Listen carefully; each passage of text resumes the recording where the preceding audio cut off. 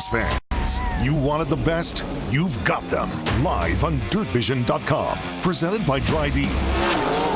The World of Outlaws, NOS Energy Drink Sprint Cars. The World of Outlaws, Morton Buildings Late Models. Knoxville Raceway and the Knoxville Nationals. And the Dirt Cars Summer Nationals are all available live.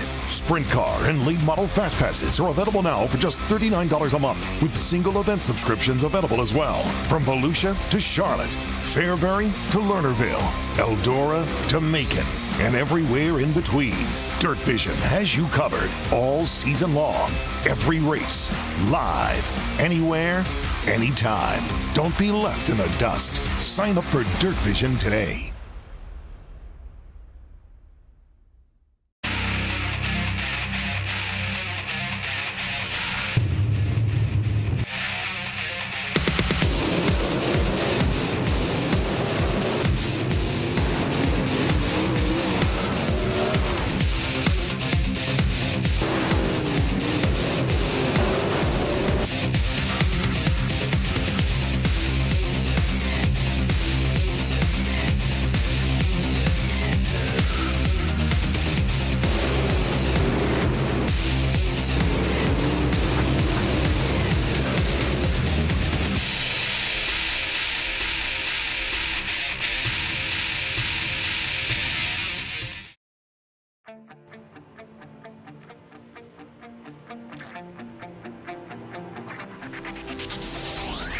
Happy Monday, as we are now comfortably into the summer. And, well, it is time to kick the middle of July off for the fourth round of the iRacing World of Outlaws Morton Buildings Late Model Championship Series here on RaceSpotTV and the iRacing Esports Network. Randy Chinnis, Chase Rodman, and Hugo Louise bring you to all the action as is tradition here on the iRacing Esports Network. And, well, it is King's Royal Week, Chase, and what better way to get prepped for what is probably the biggest sprint car race in the country every single year than with some iRacing Esports late model racing here at the virtual Eldora Speedway. Yeah, the Kings Royal obviously with a winged sprint car event, but it's under that World of Outlaws sanction tonight. We're running the late models here at the virtual Eldora Speedway. Should be an incredible race after the last couple weeks that we've seen. Limeland was a barn burner, and last week at Knoxville almost had a late race pass for the victory as well. So expecting a good show here tonight. The points battle's tight, and it's going to be a good one there, Randy, I think. Yep, it definitely is. We take a look at your track information. Just under half a mile in length, of course. The Eldora Speedway, famous for its high speed, famous for running right up against the outside wall. And, of course, this racetrack owned by Tony Stewart in Roxburgh, Ohio. Qualifying is currently happening. And while these guys get out there and put down their first hot laps of the evening, let's take a peek at your championship points and the way things are currently forming up. And it is the 12 car of Alex Bergeron after what has been a substantially amazing last couple of weeks, especially compared to the way he looked at the season opener at Volusia. He's got himself the championship lead at the moment with Blake Cannon only 3 points back in second.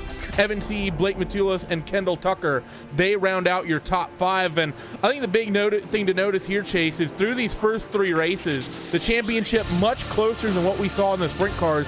Less than 20 points separate your top four, less than 30 points separate your top five.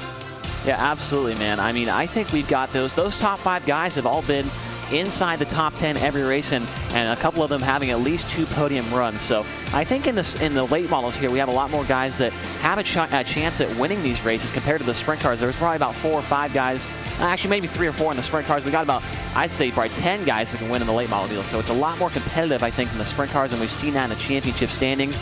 There's the schedule for the rest of the year. Next week, go to Volusia, then Kokomo, then back to Knoxville.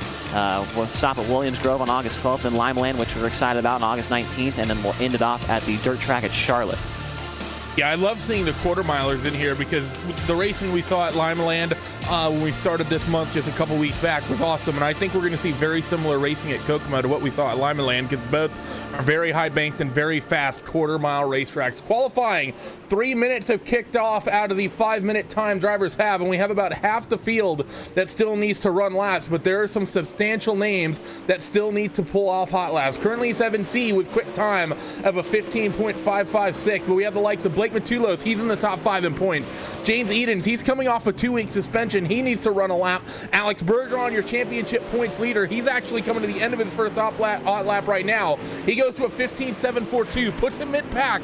We saw them do this a couple times in the sprint cars. The second lap always delivered, and he got himself further up the running order. Let's see what happens this time off 3 and 4. He opts for the bottom, and coming to the start-finish, he will go to a 15.812. So Alex Bergeron will not improve, and Evan C is looking comfortable up near the top of the timing sheets, at least at the moment. Still a lot of big hitters left to go out there and run. Yeah, absolutely. Like you mentioned, James Eden's back off that fresh suspension here. He's on the racetrack for his second lap. He runs a 15.709. Not a bad lap there for that 52 car. And that slots him about the 12th or maybe the 15th spot as well. Now he jumps up a little bit there on his second lap. So James Eden's right around the top 10. Evan C, though, with a 15.556. Garrett Robinson second right now, 15.574. And then Kendall Tucker right now, your top 3, 15.588. So Tucker and C right now trying to make up some points here in the championship. They came in both in the top 5, just outside of Bergeron there and Blake Cannon. So C and Tucker having a good run there in qualifying.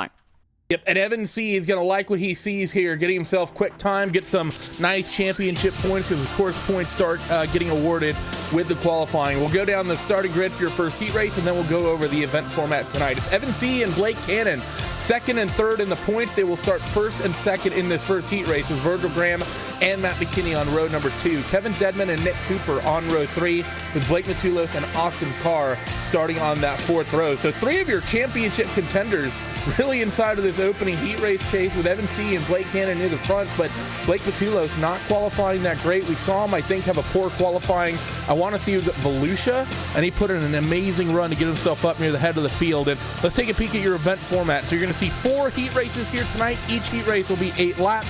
The top 4 from each of them will transfer directly to the 50-lap main event at the end of the night, and then we will have 2 twin last chance qualifiers for the last 2 rows of the starting grid for your feature event, and the top 2 from each of those will then transfer to the main event as well. But really stacked heat race in terms of championship contenders here.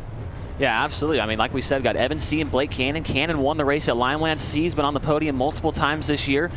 Blake Matulos, he starts back in 7th, and I think what you were referring to earlier there, Randy, was Matulos at Limeland, where he went from, I think, 19th to run 2nd in that race. And so he's going to be coming from the back here. He's coming in the top 5 in the point standings as well. So 3 of your top 5 contenders in the points right now in this heat race.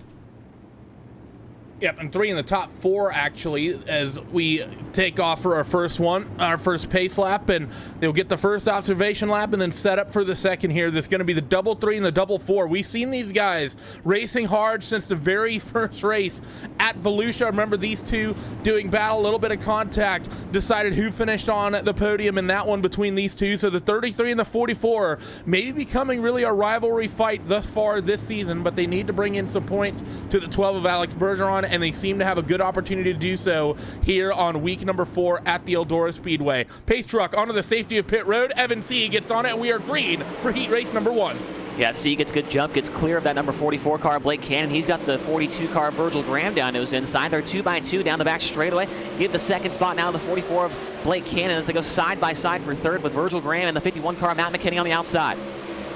Tail end of this pack is fanning out 3 wide. I see Kendall Tucker in it back there. I see Austin Carr involved in that fight. They're starting to form up near the head of the field as well. The 44, Blake Cannon, holds on to second from Virgil Graham, who's trying to make something happen, as Matt McKinney's trying to hold off that 308 of Kevin Dedman. Kevin Dedman had an amazing run last week, and he's going to try to form up and have another good one again. Yeah, he's 1 spot out of the transfer spot directly to the main event, running in that 5th position right now. You see this track has still got a lot of moisture in it. You're going to see these guys run through the middle, run around the bottom, run around the top right now, but mostly through the middle of the racetrack. It's still got a lot of moisture. It's not really slicking it off yet, but we will see that track will change a lot throughout the course of this night of racing. The iRacing.com service has done a great job.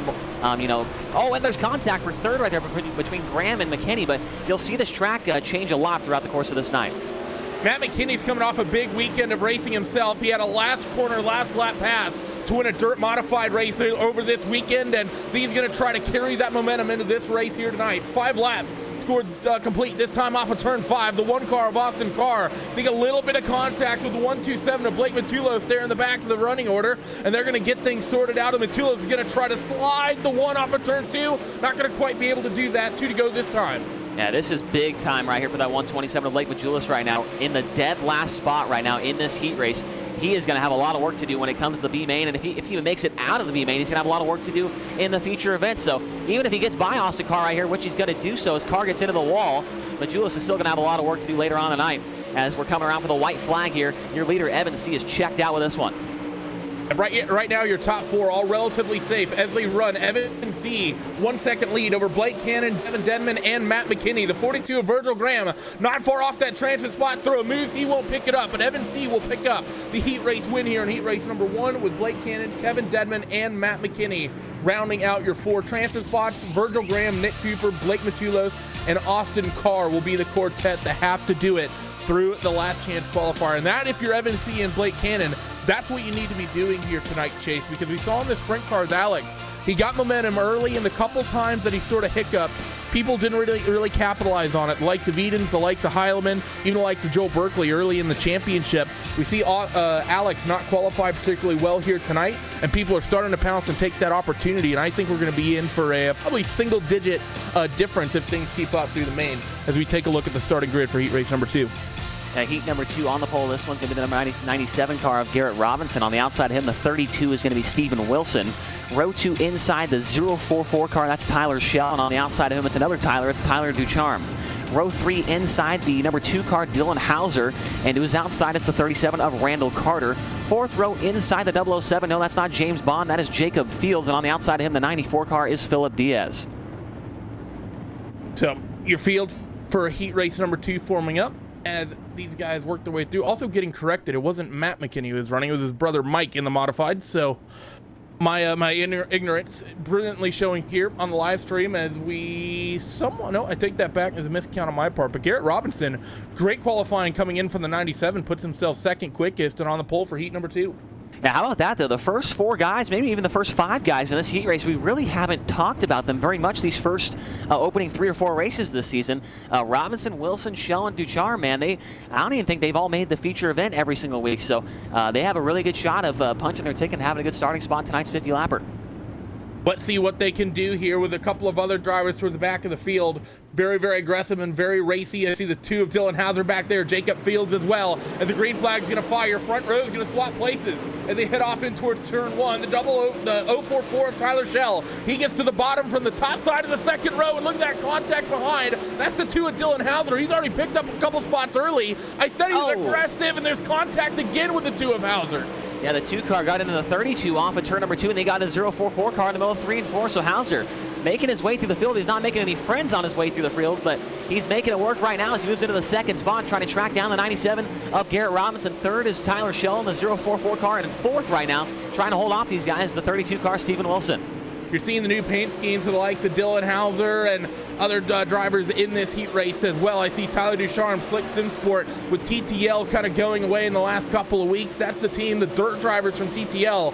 They have stayed together, so it's the same team, just under a new name here as they end lap number 3. Transfer spots currently under attack is going to be Steven Wilson. Your top 3 are all spread out relatively cleanly amongst one another, but Steve Wilson, he's the bubble boy, and he has a charging 007 of Jacob Fields and number 9 and Tyler Ducharme charging him down. Yeah, the 007 of Jacob Fields is all over him. Now here comes the 9 car of Ducharme, the inside contact for the 5th spot. The 07 is going to turn him head on the wall. They hang on to it, and the big benefactor of that one's going to be the 37 of Randall Carter, who picks up 2 spots down the backstretch. Yeah, big problems for these guys. They work their way through, and that gives that 32 of Steven Wilson. That little bit of breathing room and a bit of contact. The 007 of Jacob Fields, and who's that as well in the wall? Phil Diaz. He gets into it as well. So a lot of contact coming out in this heat race, and there's going to be 2 to go. This time off of 4 and the 9. He gets into the number 007 once again. Tyler Ducharme and Jacob Fields. Definitely no love lost between these 2. Holy cow, man. There is a lot of contact in this one. A big dirty slider there off turn 4 from that 007 car. Jacob Fields really put that 37 of Randall Carter into the wall. They're not even racing for the transfer spot, Randy. They're running for 5th right now. The 32 car, Steven Wilson, he's loving what he's seeing behind him. And he's going to come on turn 4. Garrett Robinson, the 2 of Dylan Hauser. He gets underneath Garrett Robinson, and he's going to take this heat race win away. A little bit of contact in towards turn 3 and 4. We thought this fight had no possibility of forming up, but Dylan Hauser last lap, bit of a slide job move up the inside, makes door-to-door contact. So Dylan Hauser from 5th on the grid will win heat race number 2. Garrett Robinson in 2nd with Tyler Schell and Steven Wilson. They will round out your top 4 with Ducharme, Fields, Carter, and Diaz. They will round out your top 8, but the Dylan Hauser, he gets himself a 2nd place starting grid in the main tonight chase. But is there going to be maybe some post-race night looking at the fact that he made a lot of contact getting up to that point position at the end of that thing? Yeah, I'm looking down in the infield right now, and I think I see Garrett Robinson, it might be Steven Wilson, and possibly Jacob Fields all running down to Dylan Hauser's trailer right now to give him a piece of their something here, a piece of their mind, because they're probably not too happy with him. But Hauser, he's loving it. He's going to start on the outside of the front row as heat race number 3 now pulls off. Yep, and we'll go down your starting grid. It's going to be the 00 of Kendall Tucker on the inside of this front row, starting on the pole with the 77 of Blake Brown on row number 2.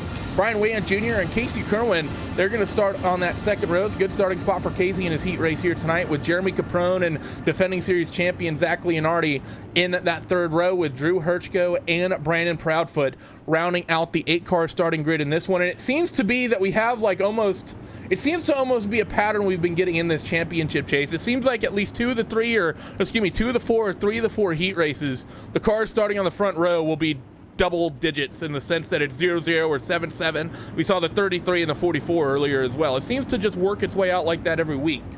Yeah, I'm not sure what the even have the Triple Eight just behind them as well. Yeah, that's definitely an interesting point there, Randy. I'm not really sure if that's going to amount to anything or not, but Kendall Tucker and Blake Brown will lead this field to green. Like you mentioned, Kendall Tucker coming into the night top 5 in the point standings. He's had some great nights. He ran, I think, what did he run, 3rd or 4th at Limeland. He's also had some great runs as the green flag's out and we're racing here in heat race number 3. Look at the 14 of Casey Kerwin. He's trying to slide his way up into 2nd as they fan out 3 wide behind. I see the 88 involved with that fight. Not a great start for Brian Wayant Jr. He started 3rd, they're 4 wide in towards 3 and 4. He started inside of the transfer position, now finds his way at 1 spot out of it. At the end of that opening lap, does that 88 of Brian Wayant Jr. The 26 of Drew Hirschko trying to make moves, but he just ends up holding up the 23 of Caprone. And everybody now migrated up to the top of the racetrack. Nobody in the middle or on the bottom. And everybody seems to be about the same speed. Oh, your 4th place car sideways almost tags the wall off turn 4. That's Zach Leon Hardy. And here comes Wayant Jr. The inside slide job. Gets in a little bit, puts him in the wall. Here comes the 22 of Proudfoot. He gets tagged by who was that? I'm not sure. It looked like the 24 Leon Hardy, and he's back to 4th. What just happened there, Randy?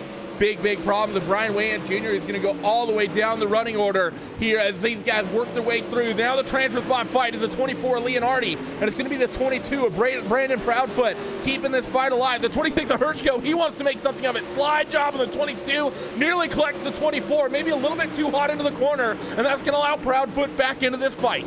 Yeah, Proudfoot slides by the 26 car, moves back into P5. He tags the wall down the back straight with the 26 car. Drew Hirschko right back down to the inside. Here comes the slide job once again, and Hirschko's got back that 5th spot. They're battling for the wrong spot once again, Randy. That's 2 heat races in a row. These guys are going at it for 5th, but the spot they need is 4th.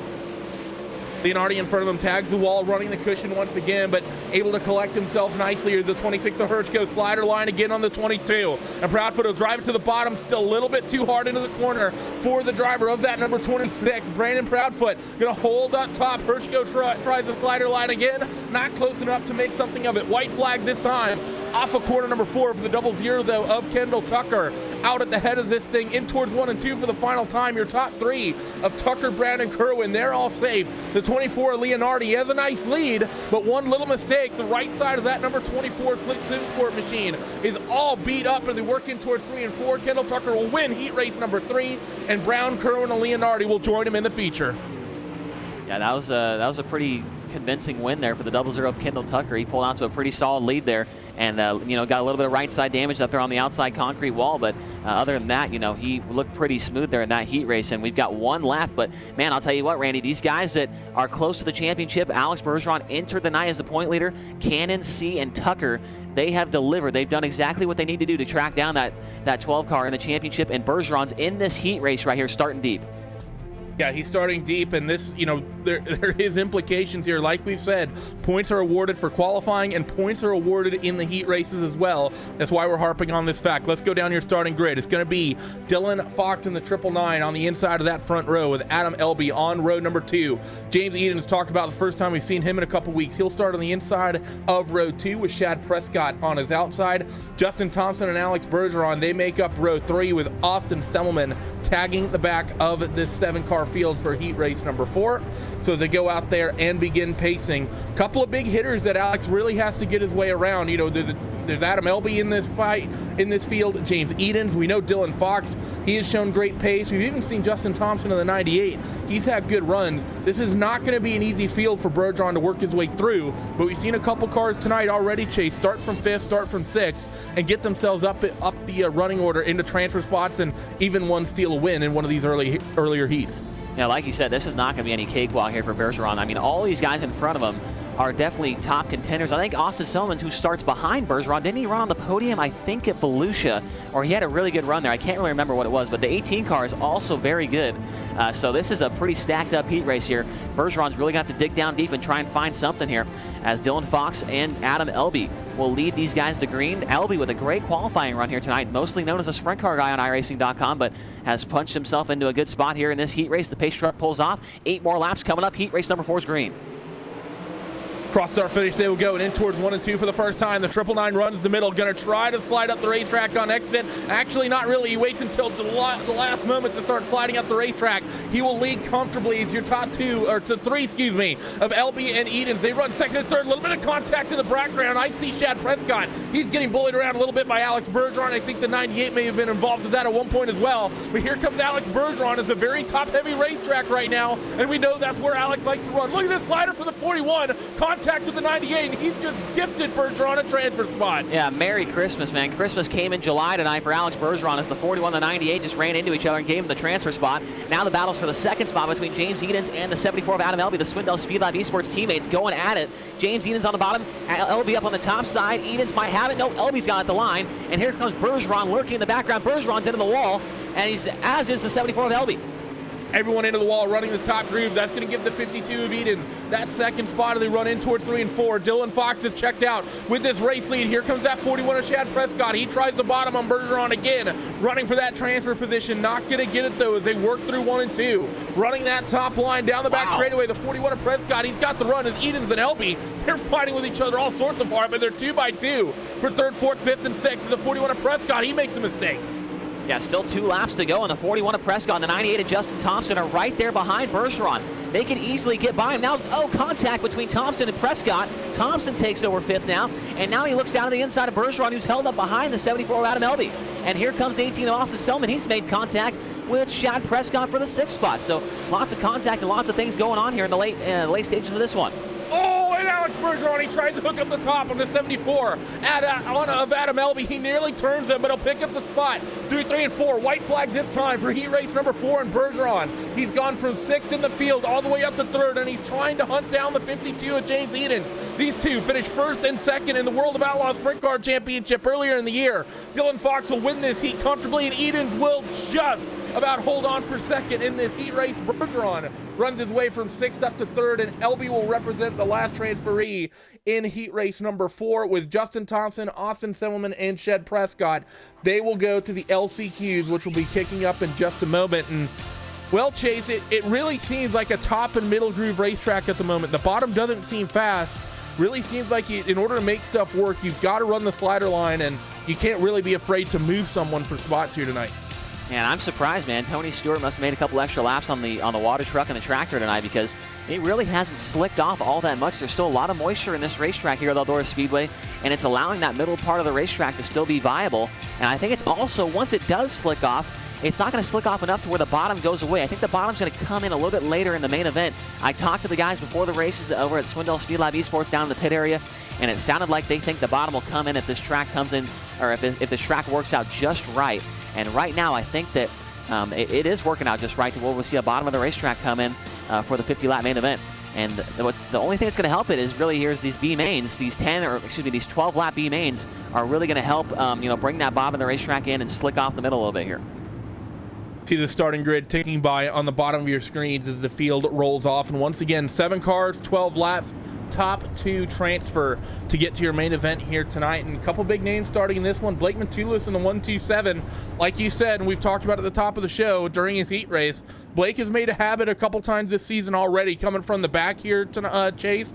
Let's see if he can potentially do it again. Like we said, I believe it was Limaland started deep in the field after coming out of a B, and he put that 127 on the podium. Yeah, Blake Majulis, man, he's proved that he's, the David Heilemann. I told him that last week, I think, that he's the David Heilemann of the late model championship. He's not afraid to make moves, and he's not afraid to go for the win late in the race. I feel like in the sprint car stuff, we saw a lot of guys that were content with running, second or third to get some money and get some good points. But Majulis, he wants to win these races really badly.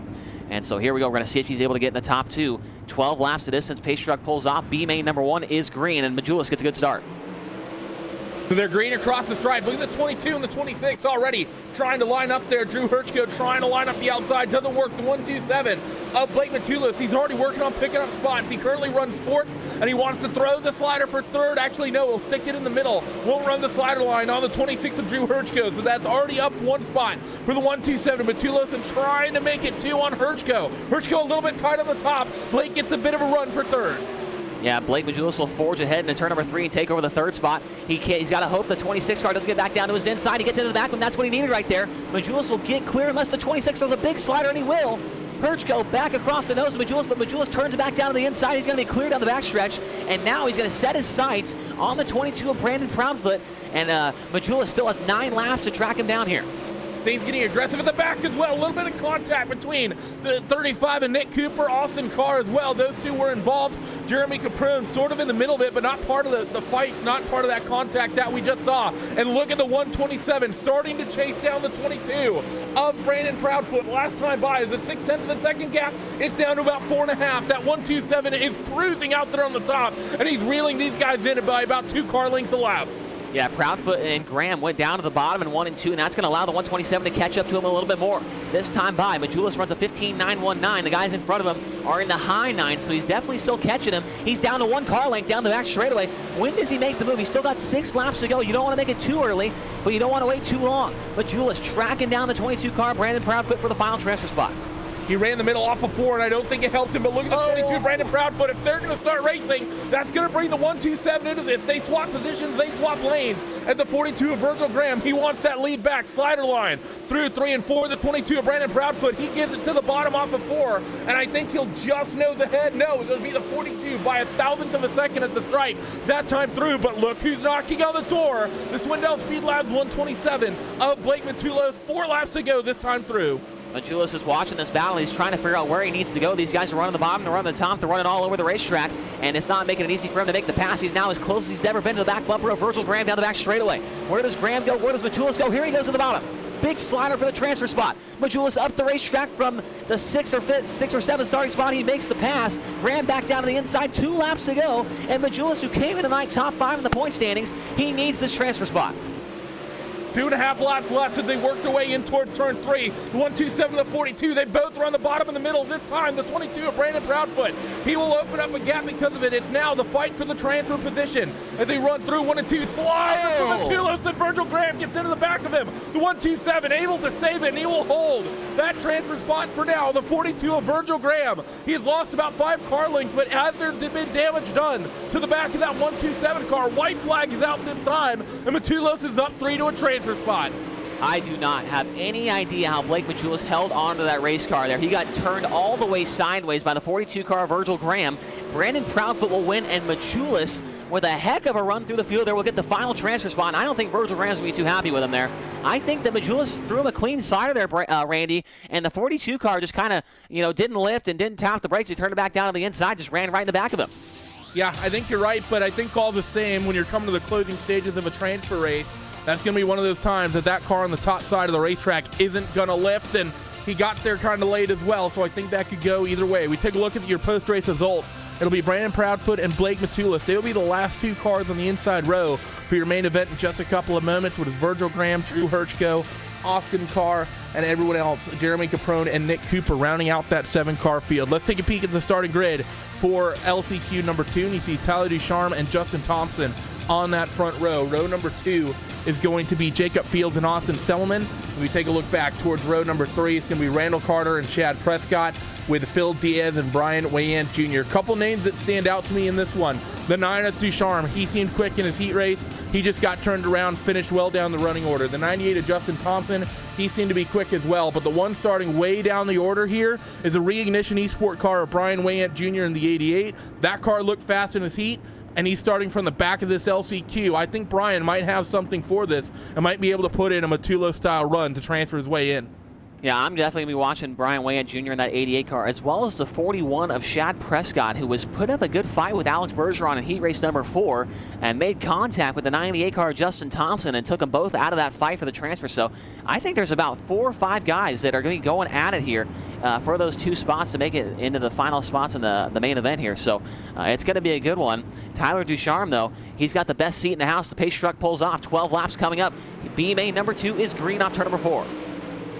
In towards 1 and 2 for the first time. Look at the 007 of Jacob Fields up the inside. The 98 of Justin Thompson. He will not get cleared. The 98 will have the momentum up top. They're fanning out nearly 3 wide. Behind them, the 41 of Prescott. We saw him throw some aggressive moves at the 98. Little bit of contact in the 007. He's going to drop back all the way to the tail end of the field. And the 41 of Prescott, he suddenly finds himself running for second. He's about to be leading this race here, Randy. He's running the bottom of the racetrack. The 41's found something down low. Here he comes down to the inside of Tyler Ducharme, or actually right through the middle of the racetrack is that 41 car, and he's making it work now as the 9 car's tied on the top side of the racetrack right now. Chad Prescott, he started way back and I believe 7th in this race, and he's about to be leading here on lap number 3. 41 can't quite get the move done, just not enough momentum. Coming off the bottom, the 94 and the 98, they tangle in the background. The 94, Phil Diaz, nearly gets turned. Those drivers lose a ton of time. They're going to be pretty much out of this, barring some sort of big mistake coming from the front of the field. The Chad Prescott and the 41 still hounds the 9 of Tyler Ducharme. They're both comfortably in their transfer spots, but they're trying to fight for this race lead. If the 41 gets there, does he nose into the lead across the stripe? Answer's going to be no. It's still the 9.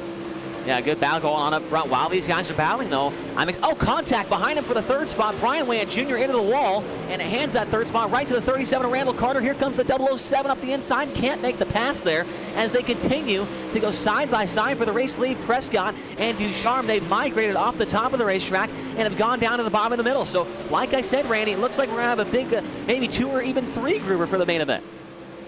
Seems that way. It's hard to take our eyes off this battle for the lead group, but that second group is really spicy. It's going to be the 3rd place runner of Randall Carter. He's been able to stretch a slight gap over everyone else, with the likes of Semmelman, Wayant, and Jacob Fields. It's basically been slider on slider every single lap. The 18 of Austin Semmelman starting to open up a gap, though. The 88 and the 007, they run side by side off of corner number 4. Yeah, they continue to go at it for the race lead as well, Randy, as Chad Prescott's got back to the top of the racetrack, trying to find his way by that number 9 car. Tyler Ducharme will come by this time by, and we'll have 3 laps to go here in this second B main event. Tyler Ducharme's now pulled out to a 2-car length advantage over the 41 of Prescott, and it's almost a full straightaway back to the 3rd place car, Randall Carter. He is praying that one of these virtual engines goes up in smoke, which isn't going to happen, or he's also hoping that one of these guys gets into the wall or they get into each other, because right now there's absolutely no way he's going to track these guys down with just 2 laps to go. Through in towards 1 and 2. The 9-car leads with 3 laps remaining. The 41 of Chad Prescott trying to run the top, but it seems like that top groove had dropped off a little bit and something's hooked up through the middle of the racetrack. You mentioned that Chad Prescott may have found the speed through the middle. Now the 9 of Ducharme, that's where he's running. 2 laps to go this time, and it's about 4/10 of a second. This time off of 4. Oh no, I take that back. I was about to say the 41 was reeling in the 9, but then he slaps that outside wall and drops a couple of tenths. 2, 3, and 4. The 41 seems to close through the center of the corner. Does he have enough speed to potentially get there? White flag this time as they cruise down the back straightaway for the final time. The 41 of Prescott still about 2 car lengths back. They both run the middle. The 9 a little bit lower this time, but it's going to be to Slick Sim Sports Tyler Ducharme who win this LCQ. Chad Prescott joining him in the transfer spot. Yeah, good race by those 2 up front. They were side by side for a majority of the race, did not make any contact. They knew that they were in the transfer spots and had a big gap back to the 3rd place car, so they did not want to risk it, unlike what they did during that first B main event, but a good job nonetheless by those guys. And upcoming next, well, I think we're going to take a short break, Randy, possibly, and then the feature event. Yep, we will. We'll take a peek at your post-race results from this one right here. This is Ducharme and Prescott, who transfer with Randall Carter, Austin Silverman, Brian Wayant Jr., Jacob Fields, Justin Thompson, and Phil Diaz. Their nights are done. Do not go away. Just about 2 minutes, we will have your 50-lap feature event for you here on the iRacing Esports Network for your World of Outlaws Morton Buildings Late Model Championship Series. Don't go away. Stay here. Race fans, you wanted the best? You've got them. Live on DirtVision.com. Presented by Dry-D. The World of Outlaws, NOS Energy Drink Sprint Cars. The World of Outlaws, Morton Buildings Late Models. Knoxville Raceway and the Knoxville Nationals. And the Dirt Cars Summer Nationals are all available live. Sprint Car and Late Model Fast Passes are available now for just $39 a month, with single event subscriptions available as well. From Volusia to Charlotte, Fairbury to Lernerville, Eldora to Macon, and everywhere in between. Dirt Vision has you covered all season long. Every race, live, anywhere, anytime. Don't be left in the dust. Sign up for Dirt Vision today.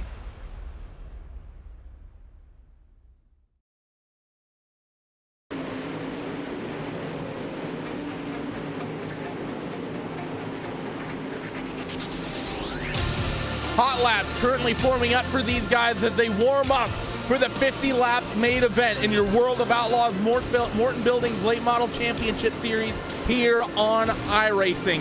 20 of the best getting ready to do battle for 50 laps around the iconic Eldora Speedway, and we have a racetrack that started out very top dominant that seems to have opened up to maybe about 2 grooves, potentially 3, depending how things pan out. Randy Cheneth and Chase Rodman joining you for the call tonight, with Hugo Louise working the cameras for the 50-lap main event. And Chase, this is going to be a good one. I think this is going to have huge championship implications. A number of our drivers that's in the top 5 in points start at the head of the field, but our championship points leader in the 12 car, he'll be rolling off 12. Yeah, Alex Bergeron, he's got a lot of work to do in this main event, but we've seen him do this, Randy, in the sprint car stuff, man.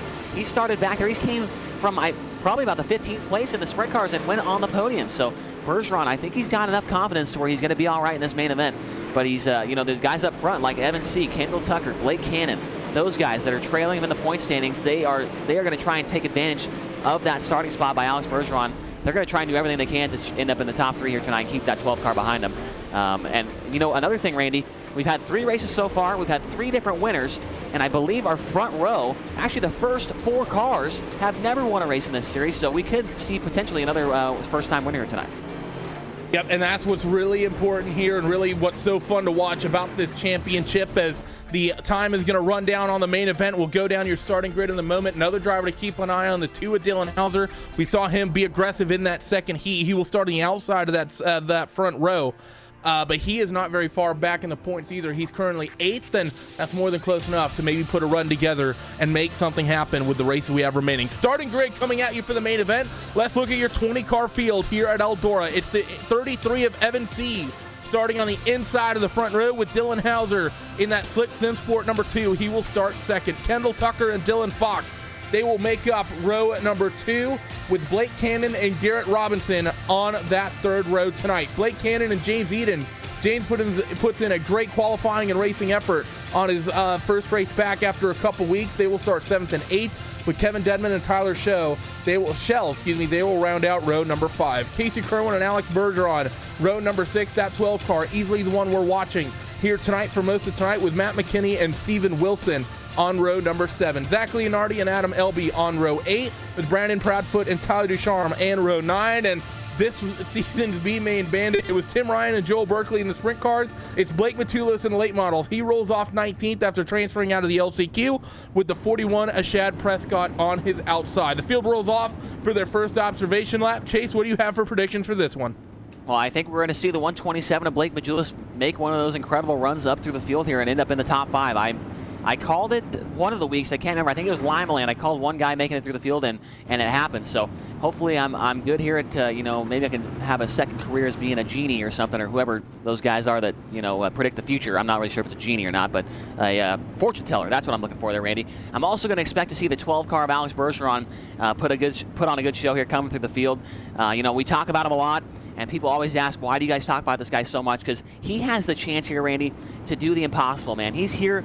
He's got a chance to win $20,000 off a video game in 1 year from winning these championships. So I got Bergeron for putting on a good run here tonight, and I'm also expecting to see a first-time winner with this series here as we're about to go green.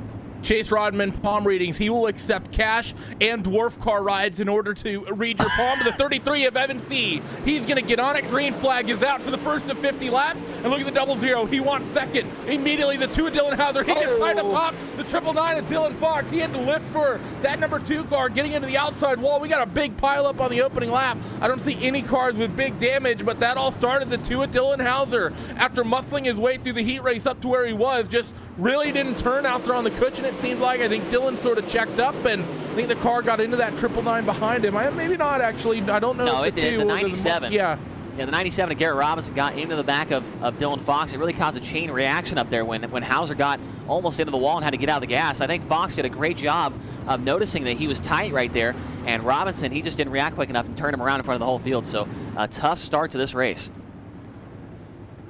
So, field quickly under caution here. No real movers to really speak of. Couple guys up a spot, maybe 2, with the way the spins kind of sorted themselves out. But for the most part, everyone will be as they started for this restart. And I think notably, I believe they'll be on a double file restart once again. We typically saw the single files for the sprint cars. These guys double filing up as the field works their way through. But I think notably no major damage. And I think we have all cars still out there running. Yeah, it looks like the 999 of Dylan Fox is able to keep on going. A little bit of body damage to that rear end car for the 99, or the 999, I should say. So a tough start for him, man. He had a good starting position in 4th, and really nothing that he could have done there. He did exactly what he needed to do, Randy, and somebody behind him just wasn't really paying attention too well and got him turned around. So I was expecting that car of Dylan Fox to have a good run here tonight, but he'll have to do it from the rear. He's still got 46 laps to do it, though. He's not out of it yet. Yep, and like we said, we've seen cars come from the back here tonight, and in this championship. Well, let's see what we can make happen. This time, Evan C. in the 33. It was pretty much a picture-perfect start from him. Let's see if he can do it again with the 00 of Kendall Tucker. Now will be the car on the outside of him. Green flags back out, coming to lap number 5 of 50. Yeah, Evan C. leads the field in the 1 and 2, almost 3 wide for leaders, and Hauser gets into the side of C. Dylan Hauser is not making any friends here tonight at the Eldora Speedway. He's looking for the slider for the race lead in turn number 3. Dylan Hauser at the racetrack. He's your new leader. Evan C. turns it back down to the inside, but Hauser will lead on lap number 6. Great move from Dylan to pick that spot up at the 33. Dylan Hauser gets tight on the cushion once again, and Evan C. is going to take that spot right back. If you're going to throw the sliders, you have to be able to roll the top. And that 2 car seems to be struggling up there through 1 and 2, 3 and 4. He's a little bit more hooked up. Now the 00 of Kendall Tucker. Can he make it 2 and 1? Yes, he can. But they're going to both get back underneath them as they work down the back straightaway. Great move from the most eligible bachelor we have on iRacing. 2 for the price of 1 sail down to 1 and 2, and Kendall Tucker putting on a show right now as Hauser and C now make contact for the race lead. Kendall Tucker's right there as well as his teammate, the 44 plate Cannon. Hauser's into the wall again. Here comes the 00 down to the inside. Will he throw another slider at him? He will try to, but Hauser's through the middle, so Tucker tries to run the bottom right there. Good battle going on for the second spot. They're side by side down the front straightaway. Side by side for second, and they're formed up 2 by 2 by 2, 3 rows deep behind. I see a number of cars back in this fight. The 004 is in there, Kevin Dedman's in there, Alex Bergeron, Casey Kerwin, even the likes of James Edens and Blake Brown behind. This entire train of cars still formed up 2 by 2, now 3 wide with Dedman, Kerwin, and Bergeron. Going through towards your mid-pack, the 12 car trying to fight his way through on the outside as C's starting to open up a gap out front. Yeah, I'm watching Casey Kerwin right now in the 14 car. He's the only guy in the field really running around the inside wall, and it's working for him right now. He puts the move on the 308 of Kevin Dedman, and Kerwin's now up to about the 7th spot. He's really slow rolling that bottom of the racetrack. There's a lot of moisture down there right now, and it's working for him. He's going to try and go to work onto the 12 car of Alex Bergeron now. But your leader, Evan C., through the middle of the track, is running a completely different line than the rest of these guys as they're all up on the top of the racetrack. So Evan C. looks like he's got something figured out as Hauser tags the wall, and he's trying to track him down right now. Last time by, Hauser was a 10th faster than your leader, and the yellow's out. Yellow's out here on the racetrack. Let's see what may have caused this one. I see Shad Prescott. He's involved in another incident. Been a rough night for him here tonight. See through the slider on the 22 of Brown and Proudfoot, and well, just didn't quite get clear. And in some ways, I think Brandon maybe could have lifted out a little bit there, but the 41 just got up into the 22 car. I think maybe those guys just misjudged it because it was just sort of hard enough a tap to send that 41 car around.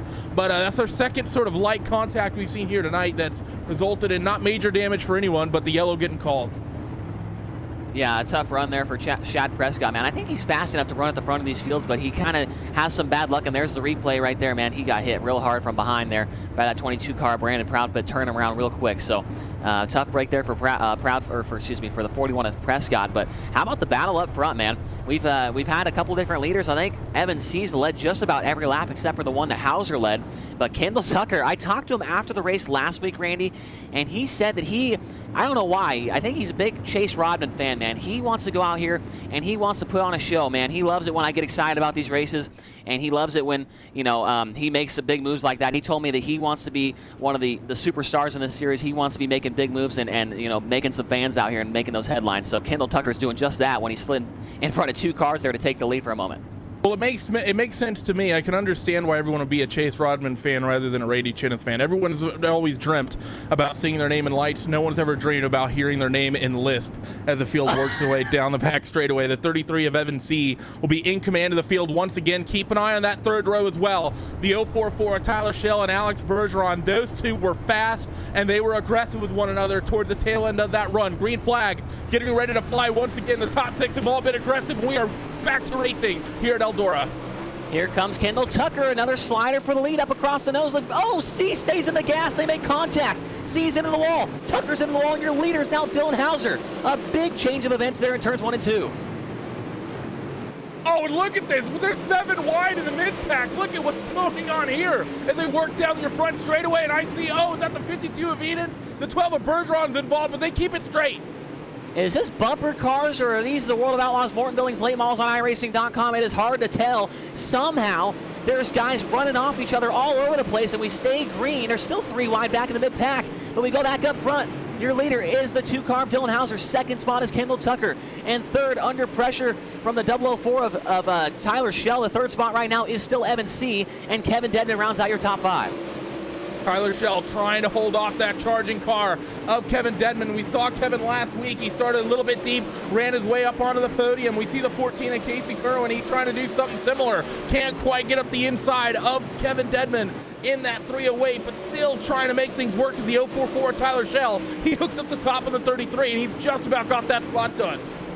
Randy, let's turn our attention up front. The 00 of Kendall Tucker has tracked down your leader, Dylan Hauser. There's only a car length separating your top 2. And like I said, Tucker, he's not afraid to throw the move on these guys. We're going to wait and see if he throws a slider here momentarily. But right now, he is close enough to make the move. And if Dylan Hauser puts it in the wall like he's done several times tonight, Tucker's going to be right there to pounce on him, as the top 2 have pulled away quite a bit now from the third place car of Tyler Schell. Mid-pack still aggressive. I see 3 and 4 wide through the mid-pack. I think the 12 of Bergeron is involved in that. Even the 127 of Atulos, he's involved in this fight. He's currently worked his way up towards 13th as still the 00 of Kendall Tucker trying to keep Dylan Hauser honest. They're both right up against the outside wall. That bottom line has really fallen off here, Chase, and it's become a very top-dominant racetrack. Yeah, I think a lot of guys were expecting that to happen come the latter stages of this main event here. And it is on the concrete wall here at Eldora Speedway like we've seen in real life on several occasions. Kendall Tucker, another big run. Here comes the slider for the lead. Tucker down across the racetrack. He goes in front of Dylan Hauser. Hauser back down to the inside. And it's going to be a replay of what we saw at Limeland possibly, Randy, as Tucker's going to do it once again in 3 and 4. Back up the inside of the 2-car Hauser. Dylan was in the wall, running the top in 3 and 4, but still able to get it back down to the bottom as we're going to be halfway in this main event here. Next time through here is Kendall Tucker. Oh, the 2 of Hauser makes a mistake on the top, and Kendall Tucker not able to capitalize, gets into the back of him. Yeah, he got into the back of him, and it's going to cost him a little bit of ground now as he falls 2 car lengths behind Hauser. The battle for third wages on as the yellow's out. Kevin Dedman, your third place car, is into the wall, but the yellow's out. I'm not sure who it's for. Bergeron's in this. Wow. Alex Bergeron, front clip, heavily damaged. We saw him have what was a relatively clean season in the sprint cars. A lot of people saying Alex had tremendous luck with his ability to get through the mid-pack. And, well, the 12 of Bergeron, he gets into the 51 of Matt McKinney. That sort of starts a chain reaction. The 127 gets us into the 77, who then turns up into Alex. and then a huge pile of cars there up on the outside of the racetrack. So that's going to have championship implications with the 12 getting big damage in that one. And as damage as that front clip is, yeah, Bergeron's even coming down on towards pit road. That could have been potentially a night-ending incident as that car is crabbing all over the place. Yeah, I think that will be the end of the night for Alex Bergeron. Actually, he's going to pull back out of the pit area, so Bergeron's going to continue on. But you know, with only 20 laps to go and a destroyed race car, I don't think we'll be seeing him up towards the top 10 of this race. So, man, huge implications here. The guys up front running for this championship are extremely excited right now, licking their chops, hoping to gain some points on them, which they definitely will here. So, like we said, man, Bergeron only came in with a 3-point advantage in the championship coming into this race. So, big implications coming into this one. So the field works the way around the racetrack here. The lights are still on the safety truck, even though the field is, for the most part, getting themselves formed up. They should be going to the 1-to-go signal, but just refreshing your guys' memory on the point standings. Alex was leading with 3, as Chase just said. The 44, Blake Cannon, he came into the race second in the points, 3 points back. He currently runs in that 6th position. The 33 of Evan C., where's he gone? He started this race on the pole. He currently runs 7th, so he'll still make up good points on your championship leader in the 12th. You also have the 127 of Blake Matulis. Not been a great run for him. He started this race in 19th, still up 5, but of course involved in that incident as well, as the field is going to be getting themselves formed up, getting a late command from race control that is going to be single file. I think they waited a little bit till the last second on that, Chase. It was no secret that the field was forming up too wide, so we'll get this caution extended here as these guys will get single filed out. We'll be back to green next time around. Yeah, race director deeming that you know, a lot of contact's been happening here with these double file restarts, so we will change it to single file, which you know, is nothing that we haven't seen in real life before. I've seen it on several occasions, so a good call there by the iRacing.com race director here to put these guys single file and try to keep this contact down. We've had 3 cautions here in the first 30 laps or so, so hopefully this will kind of control that a little bit, as Dylan Hauser will lead the field off turn 4 this time by back to the green flag with 20 to go. Kendall Tucker second, Kevin Dedman right now in third, Tyler Schell and Casey Kerwan right now your top 5. So field forms up. We're back to green flag racing. 20-lap run to this checkered flag. Let's see if they can keep it green. The 00 and the 2 both up top. Maybe a little bit of contact between Kendall Tucker and Dylan Hauser, but they keep it straight. Diamonding off the corner is that 00 just a little bit. And up top, the 00 trying to form it up. Hauser's into the wall. Hauser's into the wall. That might open the door here for Kendall Tucker. He's not going to make the move right there. He's going to wait for that 2 car to make another mistake before he makes the move. Hauser tags the wall again right there, but is able to keep the car. Oh, Blake Cannon, sounds like. Blake Cannon. Yeah, Blake Cannon, big flyer he attempted to throw on Tyler Schell. He got into the outside wall. Did Tyler in the 44. Blake Cannon slid right up into him, nearly got turned. And now the 44 and the 33, they're going to fight for 5th and 6th. Yeah, how about the 14 now? Casey Kerwan, with all that contact, has made his way into the 3rd spot, looking for his first career World of Outlaws podium here tonight at the Eldora Speedway. And once again, man, he is down on the bottom of the racetrack, running the concrete down there, and it is working for him. He ran it down in 3 and 4. He goes to the top in 1 and 2. So it looks like Kerwan has found something on the bottom in turns 3 and 4, and he's tracking down your top 2, it looks like.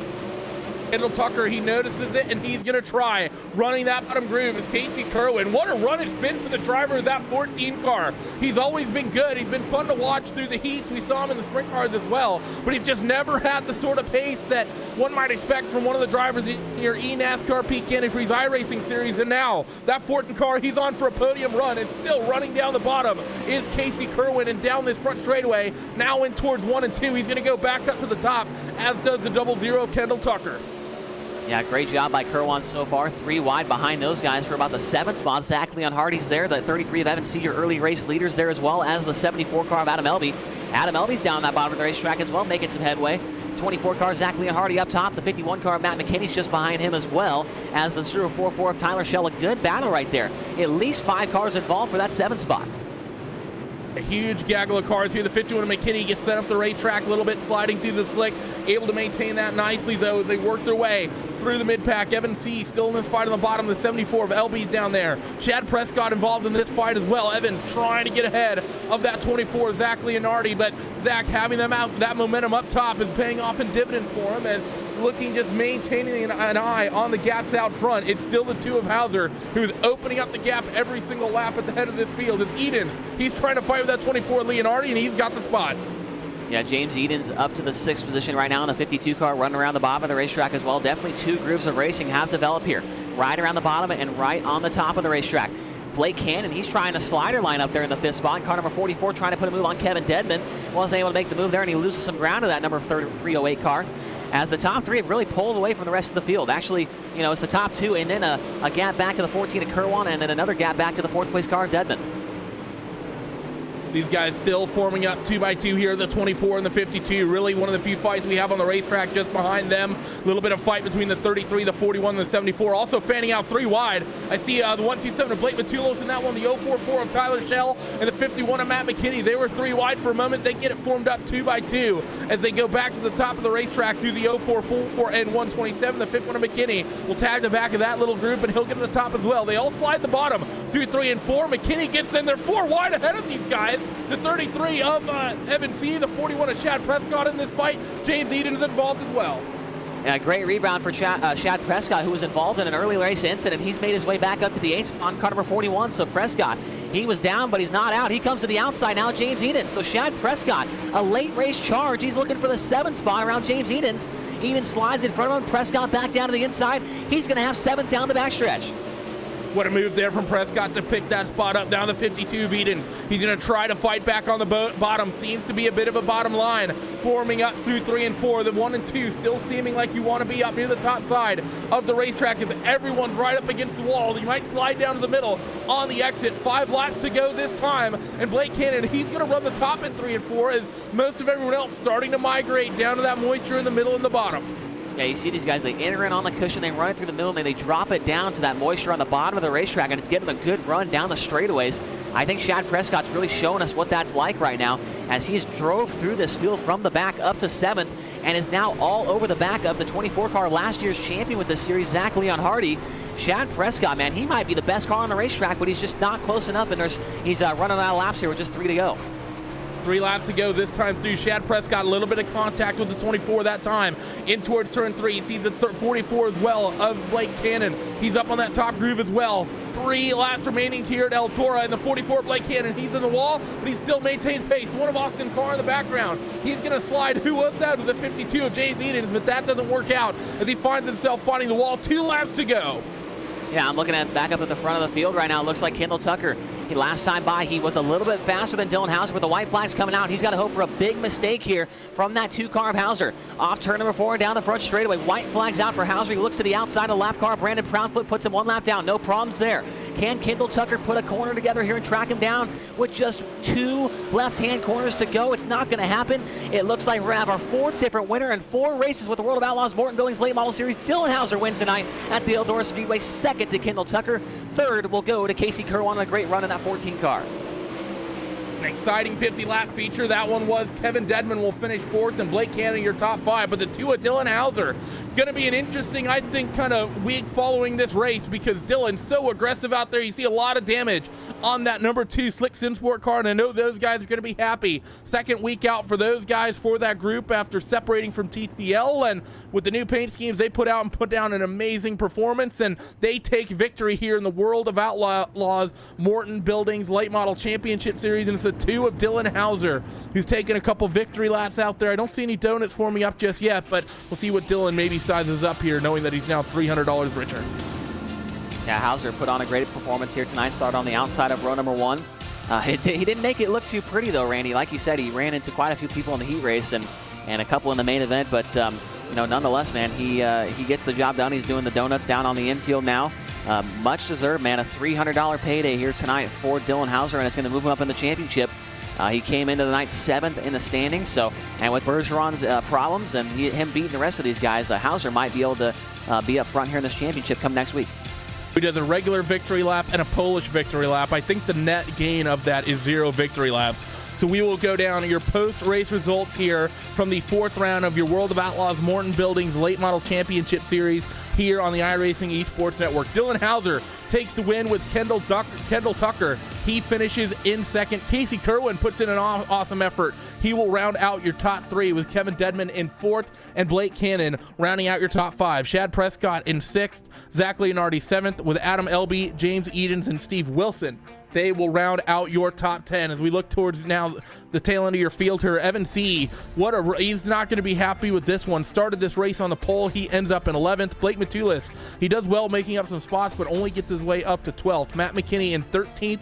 Tyler Ducharme 14th, with Tyler Schell, Garrett Robinson, Dylan Fox, Blake Brown, Brandon Proudfoot, and importantly for the championship, Alex Bergeron finishes last in the main event here tonight. So we're going to get ready for post-race coverage here in just a couple moments, but before we get to the interviews, big happenings in this race chase with the championship. Hauser takes victory. He came in, I think it was 8th in the points. He wins. That's going to boost him up. Alex finishes well down the order. I think he's going to drop probably about 5th in points or so. A couple of other guys who are strong, they finish mid-pack. This is a very dramatic race for the championship as we approach halfway next week. Yeah, absolutely, man. I'm refreshing my page here, waiting for those championship point standings to be updated and see who we have as the championship point leader. But yeah, like you said, man, a huge swing in the points. Bergeron, he's gonna have to get back up on on the saddle here these next couple of races and get himself back into this fight. But man, a great race tonight. A couple of yellows, but other than that, man, it was a good race from second on back. Had a good battle for the lead early on, and I'm excited already for next week. And we've got Dylan Hauser here ready for us here, Randy. Yep, Slick Sim Sports, Dylan Hauser, the big winner here tonight. And Dylan, is a very top-heavy racetrack that you definitely didn't like in the early goings. You didn't qualify well, but you're able to muscle your way up to the front of your heat race, get yourself a good starting spot, and then after some aggressive racing, you kind of just got out front and checked out. Tell me about your night tonight. Yeah, qualifying, they threw us a curveball kind of and reset the track to 0%, and nobody was prepared for it, so it really threw everyone off. There wasn't a guy there prepared besides maybe 2 or 3. So we didn't qualify that good, but in the heat race, I just was super aggressive and just trying to go forward because you get behind in these races and it's hard to win them from deep in the field. So we did that, and I was surprised we got the win. We were really fast, and the feature, it was crazy at the beginning, and then they got together and I snuck under him and just kind of took the lead and was just stayed conservative, didn't try to knock the quarter panel off of it, and just try to run my own race out front. With that very narrow line that you guys run up on the wall right there, not a whole lot of room for error. Coming down to the end of the race, and Kendall Tucker's really only about 3 car lengths behind you. Were the nerves starting to get to you? Were you prone to making more mistakes there with Kendall right on your back bumper there? Yeah, I was really nervous. And yeah, I mean, I was nervous, but at the same time, I've been in a lot of big races before. I've been leading them, I've been second, I've been last, so the nerves don't get to me that much. Oh, did we lose him? So maybe some technical issues for Dylan Hauser. Oh, you back? I'm back. Yeah, I'm back. Okay, well, continue your answer then. Yeah, the nerves don't get to me that much anymore, but it's honestly my first ever win in a World of Outlaw racing. It means so much. This is the top of the, the best of the best come here for this series, and feels good to win. We haven't had luck the past 2 weeks. At Lima Land, I had to go race at someone else's house, and then Volusia, I had a winning car there, I think, and qualified bad. So I think if we can just get qualifying down, we'll be contender every single week. Championship points are going to be tight as we head into the halfway point of the championship as we visit Volusia for the second time. The likes of Alex having a bad week, you having a big win here tonight, that's going to boost you in the points. I think we're going to see pretty much your top 5 probably within about 15 to 20 points, I think, when we get the final standings here in a little bit. What do you think we're going to see for the championship? Because the sprint cars, we saw a huge breakaway amongst even your top 3 early. This is not going to be the same way it's panning out for the late models. Nothing against the sprint car guys, man, but this late model series is stacked. There's 10 to 15 guys that can win on any given night. And unfortunately, there's only one winner every night. So, I mean, you saw a lot of guys that are fast, almost didn't make the show. Majulis, 3rd in points, almost didn't make the show. So I think it's going to be coming down to consistency at the end of the year and just who could just have good nights and take the bad at the good and the good at the bad and just keep rolling. Well, before we let you go, Dylan, after this big win here tonight, new group, you guys, of course, being once upon a time partnered with TTL, that team no longer exists, and you guys bring out the Slick SimSport banner. Who gets it done at Slick SimSport for all of your guys' first win in this championship? Yeah, I mean, first and foremost, I got to thank Joel Berkeley. He put me on I was never on the sim team. He put me on this team about a year ago now, and it's been great ever since. We've had a lot of good speed and just a good group of guys. But I got to thank Down Under Graphics and without them, none of this would be possible. And if you would, go give our Facebook page a like. We're trying to get 1,000 likes by the end of the week, so go do that and follow us on Facebook, and see you boys next week. There he was, your race winner of Dylan Hauser, $300 richer, and going to be putting himself, I think, nicely in the point standings here once everything shakes out. Second place runner, though, tonight, the 00 of Kendall Tucker. He stood by with us as well. And, well, Kendall, it was another great run for you in that 00 Swindell Speed Labs esports car. And with all the drama we had in this main event, I think you're going to be very close to being the point leader coming out from Eldora. A lot of the other drivers up near the head of the field finishing in the mid-pack or worse. Talk me through this Eldora Speedway. It was very, very aggressive racing out there the entire 50 laps.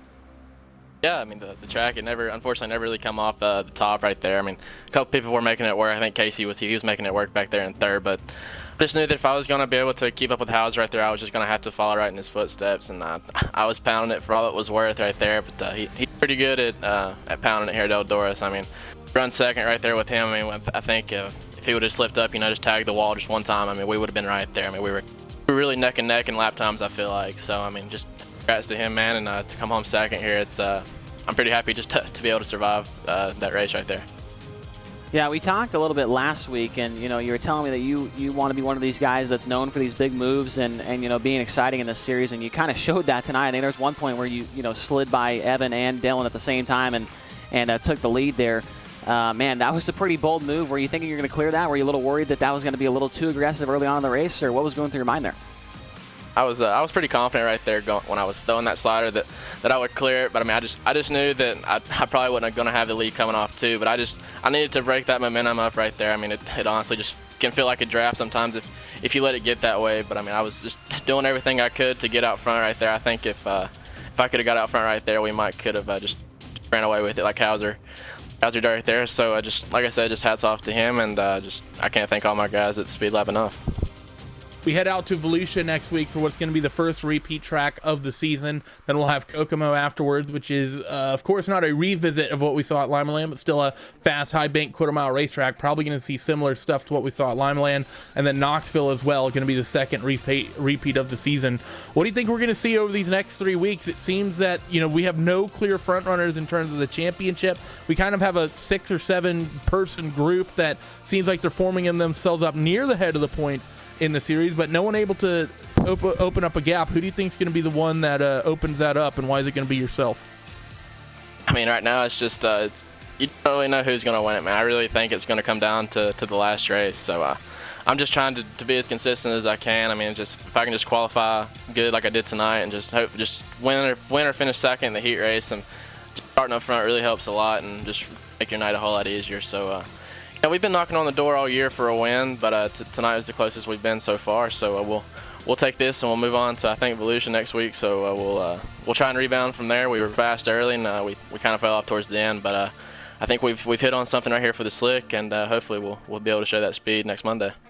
Who gets it done for you guys over at Swindell Speed Lab Esports? Yeah, just gotta thank Kevin. He does a great job just giving us exposure for the series, man. It's pretty neat. And, like I said, just gotta thank all my teammates, man. We had a pretty good run, and I think we have 4 guys in the top 10. I think Blake was just out. Blake and Matthew were just out of the top 10. So like I said, it just shows how much work you got to put in to be fast every week here. But I just gotta thank all my sponsors: CBD, Wiser Organics, Bell Helmets, Jeff Brown with iRacing, iFlag, and Jim Emery with Superman Graphics. And just gotta thank World of Outlaws for making this series possible, and all the guys at iRace, and thank you Randy and Rod for putting this broadcast on. Look forward to going back and watching it. You're more than welcome, sir. And, well, third place here tonight, rounding out your podium, Casey Kerwin. Casey, at Chicagoland, Ben Nelson, he kind of one-upped you with the onboard view with the VR, but you immediately come out and answer back with a strong third place running here tonight. How did you, I think this is your first taste, really putting together a great feature run in either of these 2 dirt championships. How's it feel? Incredible. It still hadn't really sunk in yet. I normally, I'm an asphalt guy. I tend to think I'm better at the NASCAR stuff. So, to do this dirt late model stuff, it's a whole lot of fun. And I struggled. I didn't make the first 2 features, and then, I find myself to be a lot better when the track can go to the bottom. And for whatever reason, it seemed to be just me down there. But I found something down in 3 and 4. and just started slowly but surely working our way through the field. And I don't know how, but we ended up in third, and I still don't believe it. I think like a few people dropped out or something. I don't know. But anyway, it's insane. I can't believe it, but I'm glad to finally get a good run and show what we can do. The pool of drivers on iRacing, man, there's just so many good guys throughout every discipline, whether it's, the NASCAR stuff, the road course stuff, the dirt stuff. You and I believe it's Logan Clamp who ran in the sprint car stuff. You're really the only two guys, Phil Diaz maybe as well. Phil Diaz, that's what I was going to say. You three guys are the ones that run in the dirt stuff. How tough is it? I mean, it sounds like you're ecstatic to run on the podium with these guys when, I feel like, in my opinion, the NASCAR stuff gets a lot more publicity. It pays a lot more. It sounds like you're really excited, though, to run third here tonight with these World of Outlaws guys. Yeah, I mean, for me, it's not my bread and butter. I really didn't run a whole lot of dirt in between the time the series ended last year to this year, and I started slowly getting into it. And yeah, like I feel like my goal every night is to make the feature. Like I was ecstatic last week to make the feature and roll off P20. Like I was so excited, and then tonight I was even more ecstatic just to be rolling off 11th. I told my stream before it started, I was like, top 15 is the goal tonight, and all of a sudden the bottom was in and I found it, and we ended up P3. So yeah, this is like, for me personally, this is probably one of the most feel good about races that I've ever had. So yeah, I'm just ecstatic. Like you said, you're one of the drivers in this championship who obviously has pace, but you even said that you're not one of the full-time dirt guys, and you kind of, being able to get yourself into both of these championships this year, as well as definitely putting a lot of your focus to the Peak Antifreeze Series with, of course, all the money that's come in with that, and you getting drafted as well in that championship. What have you really turned up and really enjoyed the most of the two dirt car series that you've been running in between the Wing Sprint Car and the Super Lates? Because it's always the big question is if someone is who's a dirt fan, are they an open wheel person, or do they like the late models and modifieds more? So what do you see yourself forming up as, or is this podium position biasing you a little bit? I've always loved the late models better. I just the sprint cars are insane, and they're insane to drive, and it's a whole lot of hold on and hang on, hold tight, yeah. And but yeah, the late models are a whole lot more fun. At least you can. My biggest fear in the sprint car is like you barely touch, you can get sit flipping. Late models you can at least beat and bang a little bit, and just I like being sideways, hung out, right rear hung up against the fence, stuff like that. It's just they're more fun to drive in my opinion. So and when nights go like tonight, they're really fun. So yeah, I'd prefer the late models. So with Casey saying that he prefers the late models, that'll be myself and Rodman. You hear screeching in California about that. But Casey, congratulations on the third place finish tonight, man. Enjoy the $100 that's going to be going your way. And who gets it done for that number 14 Slick SimSport and Clint Boyer machine? Yeah, I got to thank Dylan Hauser and everyone at Slick SimSport for putting the time in for the sets. I spend a lot of time on the peak stuff, so I don't help out as much as I really should with the setup. So for them to support me, and I'm very fortunate for that, or else I'd be nowhere. But yeah, and then Clint Boyer Racing, I got to thank them for believing in me, not only in the NASCAR Peak Antifreeze Series, but for them to believe in me to allow me to run their car in the series too. So if Clint or Chip at Boyer is watching, thank you, and I'm glad I finally have something to show for it. And yeah, hopefully, and thanks to my Twitch chat too for always supporting me every week, whatever I'm racing, whether it's World of Outlaws or Peak or whatever. So yeah, I just got to thank everyone who supports me, and glad we have finally something to show for it. And you guys for putting on the broadcast, and everyone watching at wherever they are in the world. It's incredible. Well, you are incredible to watch, my friend. So thanks, Casey, once again, and congratulations as well. Enjoy it. It'll be interesting to see if you can keep this momentum up going into the next race at Volusia. Next up, fourth place finisher tonight is Team VLR's Kevin Dedman. And Kevin, it was a good run you had last week. We got to talk to you, I believe, for the first time, and you put in another good result this time as well. Run yourself up from 9th up to 4th. You're part of and kind of buried in that mid-pack shenaniganry for a good chunk of the race. How did you survive to get yourself up to a P4? Yeah, man, it was a great race. I was listening, Casey's interview just then, and I like running the bottom too. And so I was thankful that this race, there were times where you could use that. It wasn't just strictly around the top the whole time. So I started back in 9th, and just found my way, getting past people when they would get in trouble up top, and I could just drive under them. And brought home a 4th. I would have loved that 3rd. Casey was flying on that bottom and got by me there on that last restart. But proud to bring home another top 5. Yeah, for sure, man. And we heard from Kendall Tucker and Hauser earlier that they think that the key to win this championship, which I 100% agree, is being as consistent as you can. And we've talked to you the last 2 weeks in a row, and I think you've ran top 10 the other 2 races that we've ran. And right now, you find yourself 7th in the point standings, really not that far off the championship. How are you feeling about that? Yeah, I'm pretty excited about that, man. Like I said when I talked to you guys last week, my motto is just consistency. I think there's a couple of guys in there that maybe have just a little bit more outright speed than I do, but I pride myself on being really clean and consistent throughout the course of a race, and bringing home top 5s, top 10s, and then hopefully that'll have me up there in the points at the end of the year. Last week, funny story, I'm on vacation in Destin, Florida right now, and when I saw I was 7th in points last week, I loaded up the sim rig, me and my wife. I've got it here in our hotel room, so I fixed so I had to talk her into letting me bring that down here with us. So I would have liked 3rd so I could at least bought her dinner, out on the iRacing winnings, but I'll take the 4th. And for you guys at Team VLR, it's sort of an extreme kind of couple of drivers you have, because you're kind of consistently finishing your way up near the front of these running orders, but a handful of the other VLR drivers, really been struggling to get themselves up near the front. The 18 of Austin Selman, he's a driver that when we first got the dirt stuff, he's really one of the top guys, especially in the sprint cars. He's kind of fallen off. Steve Wilson's been kind of consistently mid-pack. What is it at VLR that you think you guys may be missing a little bit, or maybe that you're hitting on that your teammates aren't? Well, I'll tell you, man, and Evan C. has been really quick, and we added him to Team VLR, and he's been a great boost for the team, and he's really helped me a lot with setups. Even before he was on VLR, we had kind of started working together since we're both kind of the same area of the Carolinas, and he had a tough break tonight, man. I think Evan's somebody that really could contend alongside me, for VLR, and I think we've got the speed. It's just going to be stringing it together, and getting clean and not getting the car damaged, and just being consistent. And I think we're going to break through. I hope we'll break through and then maybe go on a streak of wins. Well, congratulations, Kevin, and it was a lot of fun watching that orange and black number 0 run your way through the field. Before we let you go, who gets it done for that VLR super late model? Yeah, I want to give a shout out to Jameson from CNC Designs. I forgot to mention him last week. And I also want you guys to check out my band, Dirty Grass Soul. I'm a musician in the daytime, so please look up our band, Dirty Grass Soul, on all the social media platforms, iTunes, Spotify, all that, and check out our videos. And Team VLR, obviously, Evan and all the other guys over there at VLR, Full Throttle Performance, Slide Job Ranch, Reed Stenhouse Jr. Racing, and my wife, again, like I said, for letting me bring it on vacation. So hopefully I didn't want to miss a race and lose out on that points opportunity. So I'm glad I was able to get some solid points tonight.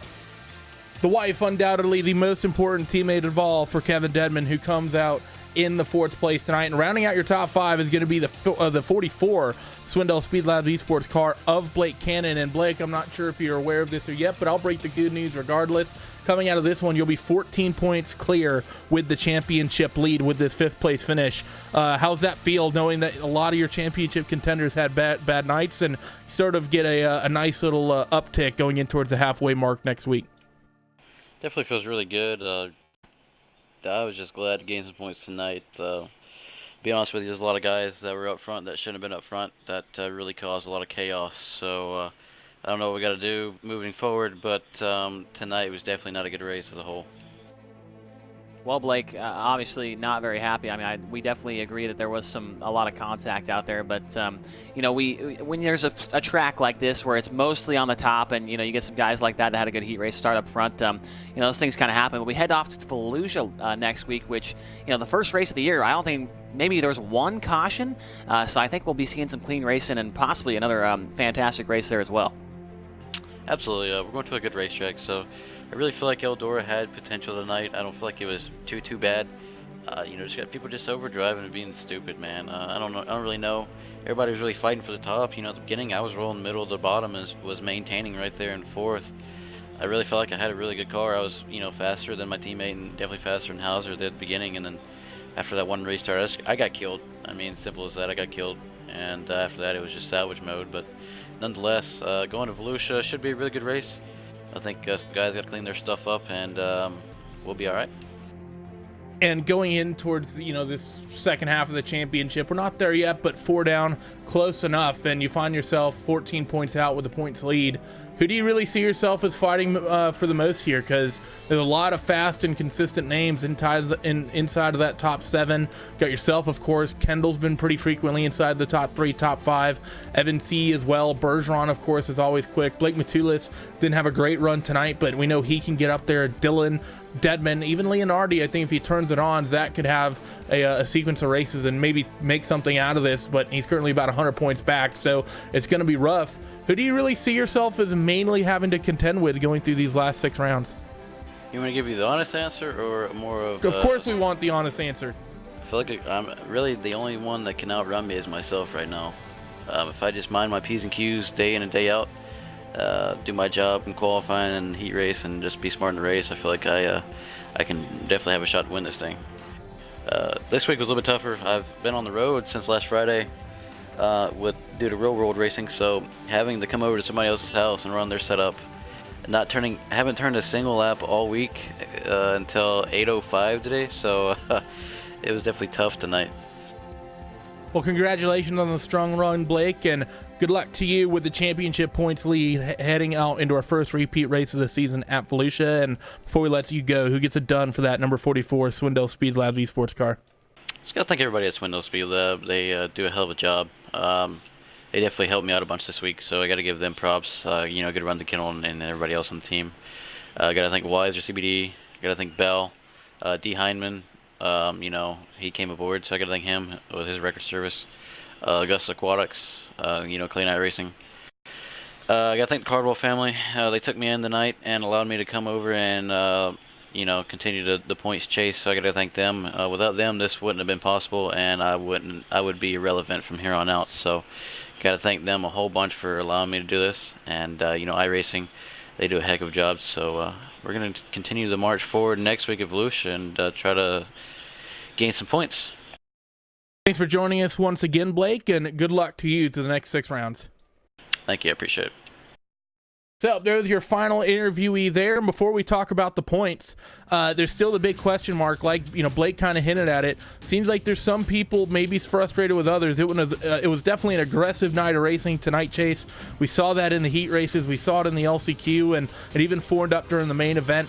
A handful of drivers, of course, making contact, and a couple of people you'd argue say they made contact, and that's why they made the passes they made. It'll be interesting to see if we get any admin decisions following this race, because we've seen that happen a couple times this year. The 52 with James Edens, that's where he's been the last couple weeks. There could be some big shakeups with some of the drivers that were involved in some of those incidents tonight. Yeah, absolutely, man. I really hope we don't see a lot of admins, coming in here and maybe taking some guys out for a couple weeks, because I think we need these rivalries in this series that really gets the fans involved and gets them, on one side or the other. I like this guy. Oh, this guy sucks. Blah blah blah. We have that in every real world series. You got, last year we had Tyler Courtney, Justin Grant. In the USAC National Sprint Cars, they were going at it, wrecking each other. The last couple races at Paris, and Damian Gardner, Brody Rowe, and the USAC CRA. And there's guys in the Outlaws, man, and the All Stars that have big rivalries. So I think we kind of need to see some of that kind of thing here in the iRacing online series as well. So hopefully the admins take it easy on some of these guys, and we'll start to see a couple of rivalries develop here and have something to look forward to every week.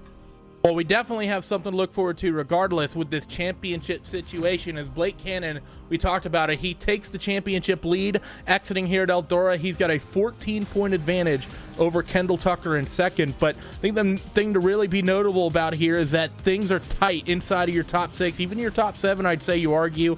Kendall Tucker 14 points back. 25 points back is Evan C. Alex Bergeron. Very, very bad race for him tonight. He came into this race with the championship lead, finishes last, and he leaves here in 4th. 35 points off your championship lead at the moment. Blake Matulis only 7 behind Alex. Dylan Hauser after his big win. He's, this is a great uptick for him. Gets himself 234 points total in 7th, and Kevin Dedman at 226. I think those are your 7 cars that are really fighting for this, and I think the thing to keep in mind is about this time in the championship for the sprint cars, we were talking about this sort of gap for the top 3, top 4 drivers. We're now seeing this with the top 7. This is going to be a mighty close championship to watch, especially with still no repeat winners through 4 weeks. Yeah, that's pretty incredible. Like you said, man, in the sprint cars at race 4, I think, like you said, there was 3 guys, maybe 4, that we thought had a chance to win it. And here we've got 7 guys. And if that's anything to prove, Alex Bergeron, who we thought was Superman in these cars, in the sprint cars and the late models, he has a bad night, ends up dead last. So we know that it's going to happen to all these guys at least once throughout the season. Cannon, Tucker, C, Majulis, Hauser, Deadman, I'm sure they're going to have their one bad night, and it's going to bring everybody else even closer together. So it's going to be crazier and crazier as we head to Volusia next week. And obviously, you know, the high banks, the quarter mile at Kokomo, Knoxville, Williams Grove, Limaland, and then finish it off at the dirt track at Charlotte. So you guys at home have got a lot to look forward to the next couple of Mondays, and I'm excited to see how it turns out. I think we're all excited to see how things pan out here on the iRacing Esports Network, but that is going to do it for your World of Outlaws 4th round here with the Morton Buildings Late Model Championship Series here at Eldora. It's going to be Dylan Hauser, the big winner, and Blake Cannon, the big beneficiary, coming away with the points lead. We got to thank all the sponsors that make this possible. Of course, huge thanks to both Morton Buildings and World of Outlaws, as well as iRacing as well, for making this championship possible. And huge thanks as well to DirtVision.com for all the support that they give us. If you're wanting to tune in for any more big races, we don't have any World Championship competition coming at you for this week. However, a little bit later on towards your weekend, we have the iRacing 24 Hours of Spa that'll be broadcast on the iRacing Esports Network. All 24 hours will be broadcast live here on the Esports Network. So be sure to check in for that, for a lot of and some of the best endurance GT3 racing you have ever seen. But from everyone else here at RaceSpotTV and the iRacing Esports Network, everyone associated with the World of Outlaws, Morton Buildings, and iRacing, we give our huge thanks to you for tuning in and making us a part of your Monday night, and we will see you all next time. Bye-bye.